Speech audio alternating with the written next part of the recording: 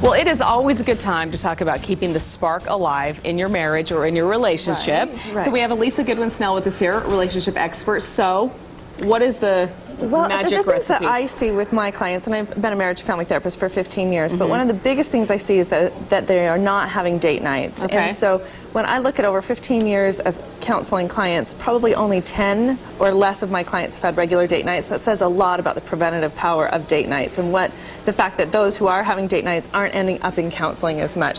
So date nights are infinitely cheaper than marriage counseling, let's and talk they're about infinitely that, cheaper because than divorce. I think people would say, we can't afford to go on date night every week. You can't afford to get divorced either, and either can your kids. Right, but it can be really inexpensive. This is not about going to dinner and a movie, because I was thinking this morning as I was walking in, you know, really to go to a movie, it's about $50 because you have to pay a babysitter, and it's about $30 for the movie and popcorn, so you can't always do that. And dinner and things like that. And sometimes, too, people will complain that they don't have the opportunity for babysitting. They don't have people that they can trust for babysitting. So have your kids go to their daycare and during the day while you're at work and take a lunch break. Good idea. Take a couple of hours here or there. Take some time off and really nourish this relationship and make it consistent. If you don't do it on a weekly basis, other things will keep getting in the way. But if you make it a priority every week, then you'll keep the love alive. And it's just important that you're connecting one-on-one without the kids and that you're able to sit and talk about something besides the kids. So make a general ban that while you're there, you don't talk about the kids. Good idea. Talk about your ideas, your dreams.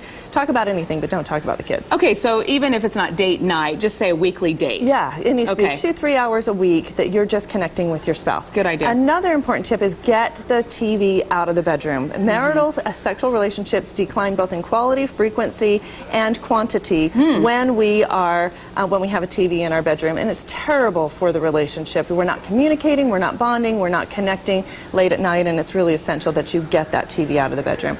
Another tip would be that after you get the kids to bed, make that your time that you're going to connect, so that you're really, you have a routine schedule with your kids. They're not sleeping in the bedroom. You do not want, again, if your kids are sleeping with you, it's going to decrease quality and frequency of your sexual relationship, and that's such an important part of bonding and keeping your love alive. And the fourth thing would be to take a vacation once a year, just the two of you.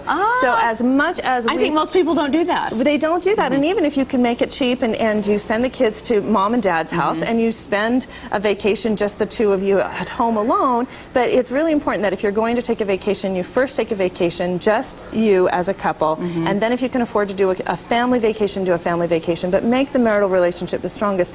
As long as your marital relationship is strong, your kids are safe and secure. When your marital relationship isn't strong, now your kids are not nearly as safe and secure, and they're not as emotionally balanced because they feel the tension in the relationship. Make your relationship the priority. It's the best way to take care of your kids. Yeah, I've heard people say that being a good mom starts with being a good wife and nurturing that. And being a good dad starts with loving your wife and loving your kids' mom. So it's just critical that we nurture these important elements. And then, of course, there's all the communication techniques and tips.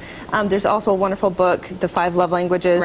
That's a good one so that you can really be putting in the positives the way that the other person needs them. Okay, and so I'm sure next month we can talk about in-laws. Oh, yeah. Right? Absolutely. Heading into the holidays? Okay, sounds How do great. you manage those? So, Elisa Goodwin-Snell with us here, and if people want to get in touch with you, how can they do so? Utah's Dating Coach, and also I am a licensed marriage and family therapist, but that's my website, utahsdatingcoach.com. Awesome. Okay, thanks a lot, Elisa.